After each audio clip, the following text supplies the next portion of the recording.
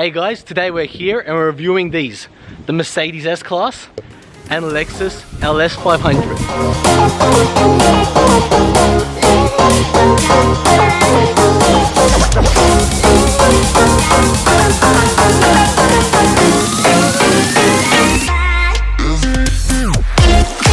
So guys, today we're here reviewing the S350d and the LS500. Now, if you haven't watched any of my videos before, my name is Serge and thank you so much for watching.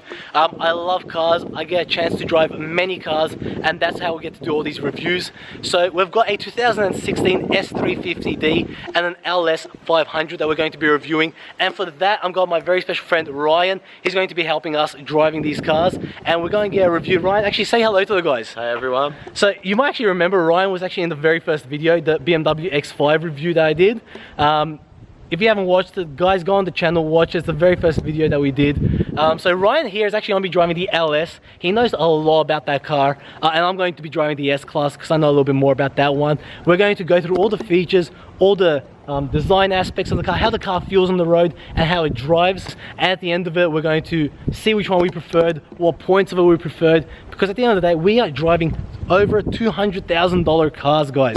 That one there's $240,000 and that one there's $210,000. So we want to go into every aspect, into how it feels, how it drives on the road, and actually, you know what, more importantly, how it feels in the back, because if you can afford that much for a car, you can probably afford to be chauffeur driven. So guys, let's jump straight into it.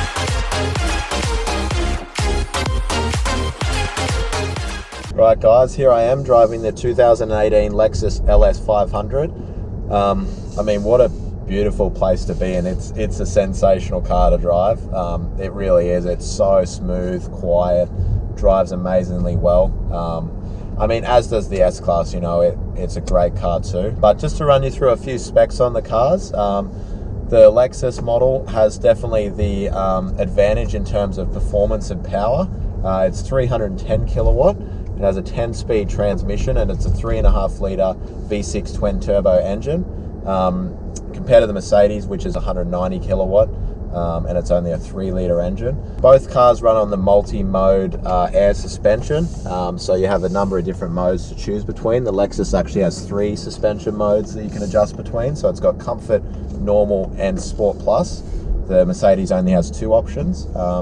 But it's very subtle, the differences between the suspension modes, but you do notice it. For me personally, I like to drive on Comfort because that's what this car is. It's a comfortable luxury long saloon, so it's designed to be comfortable and just driven around. I mean, you know, it's also designed to have a driver and be chauffeured around in the back. So one big thing I've noticed between driving this car and the S Class is the way it handles. It handles like a 4-door sports car, like a 4-door performance sedan. It is so well balanced.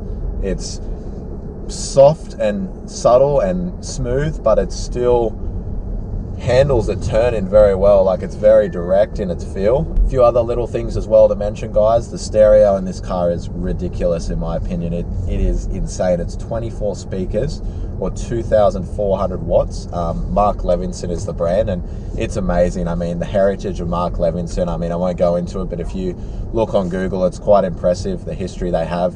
Lexus is lucky enough to just have Mark Levinson in their cars. Yeah, it's a beautiful car, a great place to be. Price-wise, it's 210,000 Australian dollars. So, I mean, it's not the cheapest car on the road by any means, but I think value for money, it is very well optioned. You know, you compare it to the likes of the Mercedes S Class, which we're reviewing against, the BMW 7 Series, you know, the Audi A8. I think overall value in terms of what features you're getting, how the car performs, how it's built, finished, it's all built in Japan.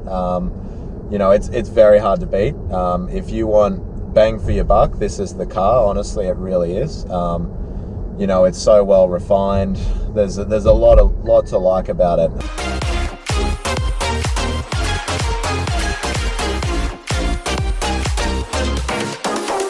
So we are driving the S Class. If you've watched my video where I'm doing the review on the S Class, you'll know everything about it.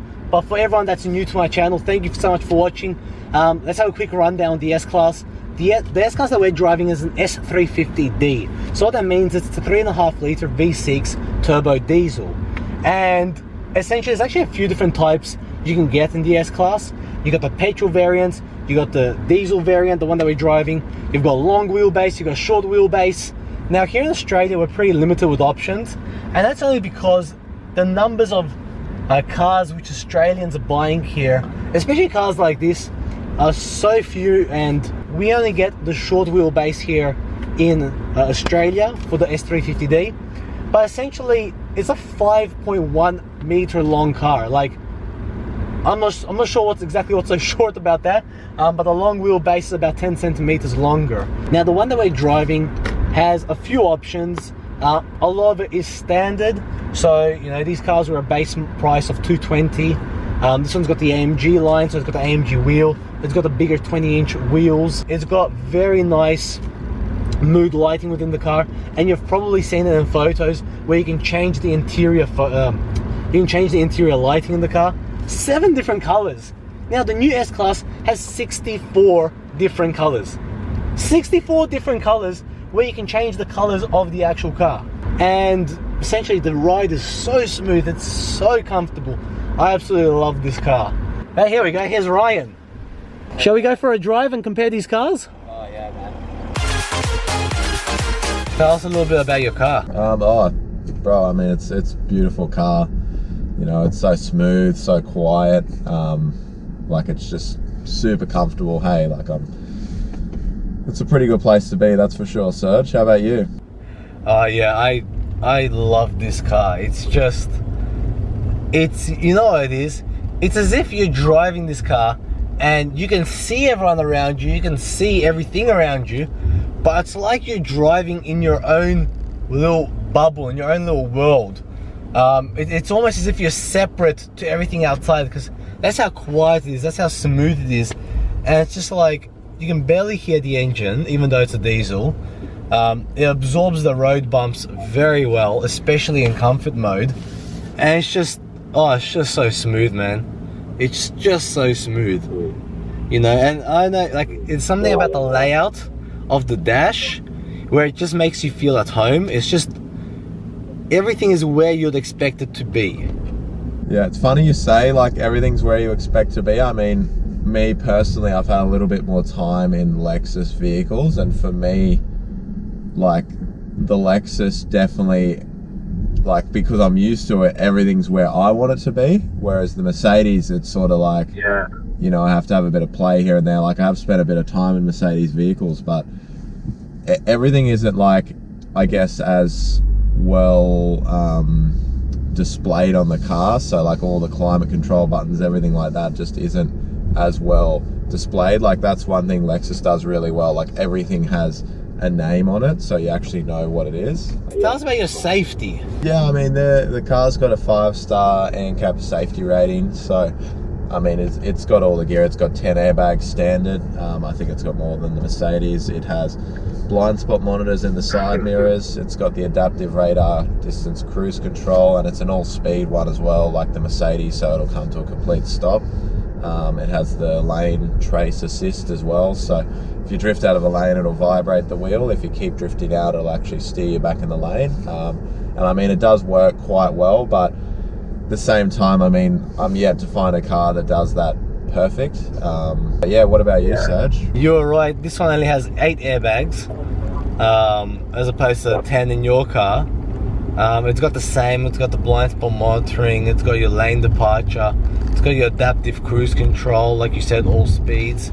I think this one works a touch better than the Lexus. I realized this driving the Lexus, if a car disappeared, like if a car turned away from the Lexus, it takes a second or two to pick, like, well, actually no, it takes like 2 or 3 seconds to pick up another car in front of it. And if you're going like around the roundabout, it will just completely lose the car that's in front of it. Whereas the Mercedes, like, you know, we're going around the roundabout, and I had it on earlier, and, you know, it was just following you, you know, it was just following you. It was just like holding on, even though we were doing a U-turn at the roundabout, it just kept you at the sight of the car, which I thought was actually really impressive. And Ryan, I'm not sure if I told you this, but I was drifting out of the lane a little bit to the left, and there was a car parked to the left. The Mercedes literally stopped itself and then pulled you back into the lane. It was absolutely incredible. You know, other than the safety systems, Ryan, can you tell the guys some of the features within the car? Because I know, okay, and let's talk about the screens for a second, because everyone that's seen the Mercedes knows you've got like this wide angle screen in front of you, and two of them. You know, what do you have? So I have a 12.3 inch navigation screen, and then the instrument panel, or the speedo, is a 8-inch display. Yeah, whereas obviously the S Class is much bigger, without a doubt. The S Class actually has two 12.3 inch screens, one for the main screen, one which has all your speedometer readings and all your, you can actually do a lot on the main screen. You got your speed, you got all the information, you can change between the screens as well. So you can go trip, you can go navigation, you can go on the radio, you can go on the media. It shows you how far the person is in front of you, in terms of how far the distance is, how fast you're going. It's actually pretty incredible. And you know, the car has, you know, of course, paddle shifts. The gear stick lever is not in the center, so everything is unobstructed. You know, when you get into the car, there's nothing in terms of a gear lever at the bottom. It's still behind the steering wheel. I really like the gear lever on the steering wheel, in terms of like, it's really clean in the center console. But at the same time, it's like, one, I find it a little bit dangerous, like, because obviously the indicator's on the right side on the Lexus. So us getting in and out of the same cars, I don't know if you've done it, but I've put the car in neutral once or twice. I've turned the wipers on the LS as well. Yeah, I find it annoying, but I do like the fact of how clean it looks. Like the center console part is so clean looking, without any gear stick or anything there. I think the console layout, and even like the screen layout and everything on the Mercedes, is just that little bit more elegant, a little bit more classy, and it's just cleaner. Like, it's a cleaner layout for sure. Something which I noticed in the LS is the customizability of the driving modes. In the S Class, it's just so simple.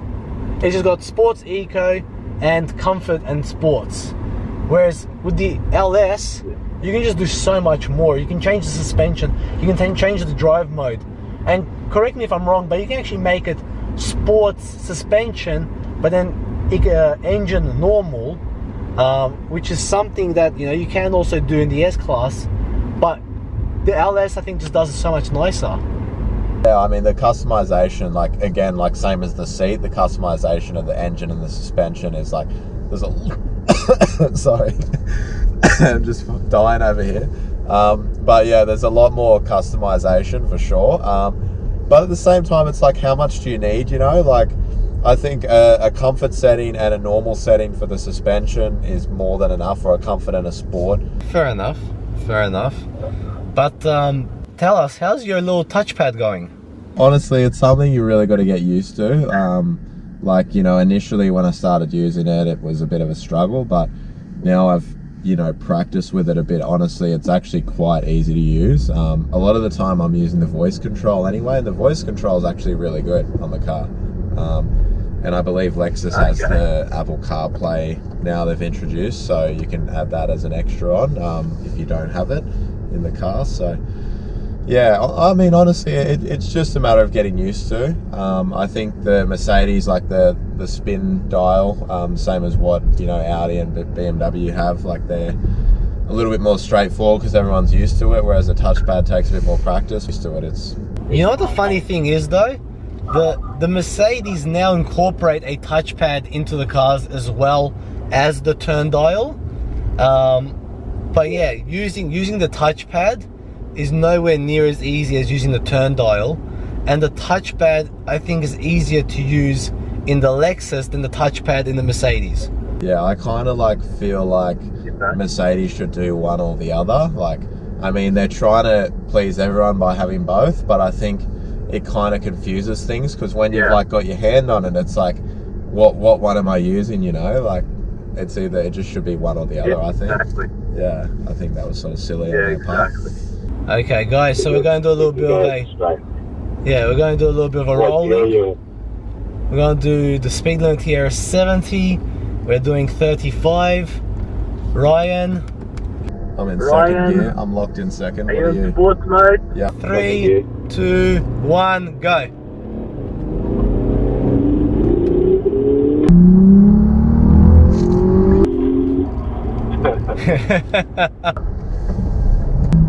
Jesus, bro. That was sketchy as fuck. Yeah. Yeah, that's what I'm telling you. The way this guy... Are you like flicking it or something, or are you just trying to be smooth? I feel like you're like purposely flicking it out or something. No. This definitely handles better, that's for sure. So guys, anyways, that was a clear win to the Mercedes. As soon as we got up to 70, I backed off, and Ryan's car was just pulling up, you know, so the Mercedes, the pull on this car is ridiculous, and how instant it is with its power is just beautiful. The extra torque definitely helps you. Yeah, but we're talking about 620 torque in the Mercedes and 600 in the Lexus. You've got 310 kilowatts, I've only got 190. Like, that was not meant to happen, you know? That was not meant to happen. No, that's true. You know what I mean? Yeah, the Mercedes is just such a smooth car. It's just such a smooth car. But, you know, Yeah, the one thing which I'm a little bit, you know, feel like the Mercedes missing out on, and you know, it's not even missing out on it, there's so many options that you can get on this Mercedes that by the time you addition everything on, forget about the price is through the roof, but you know, you're going to be needing a very well optioned car to get everything that the Lexus already has, and the Mercedes pales in comparison to the features which the Lexus has. Like, you know, you got massaging seats, you got 28-way adjustable seating. If I had to be chauffeured in the car, I'll be picking the LS, because it's just so nice to be seeing in that back seats, and the back seats even has massaging functions, full adjustability, full you can change everything, and it's just incredible. You know, like, it is a big feeling thing at the end of the day. Like it's funny, like I think about the two cars, and like personally, if you take your like emotional brain away from it and you think like logically, like it's funny like thinking this now, but logically the Lexus is the better car. Yeah. But it's more the feeling the Mercedes gives you that sort of brings it up a notch, that's for sure. Yeah. Like it's really weird, hey, it's something you have to like drive the car and actually feel it to know. Yeah, exactly, you know. Guys, that's a wrap on the Mercedes versus Lexus, the S classes versus LS, the $200,000 behemoths. We've gone through everything, guys. Let us know in the comments below which one you guys like. For me, it was the S class, and it was close, but I love the way the car feels on the road, and I think that's what took it over for me. Features wise, the LS is the clear winner.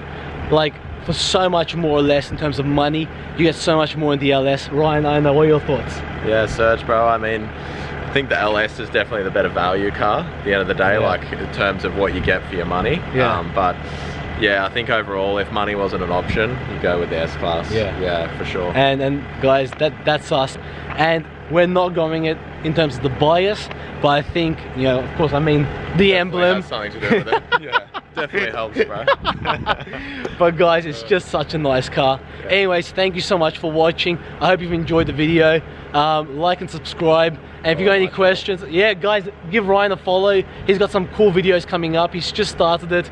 If there's any questions you guys have, put it down in the comments. But again, thank you so much for watching. Thanks, guys. Nailed it. As standard, it's got these big panoramic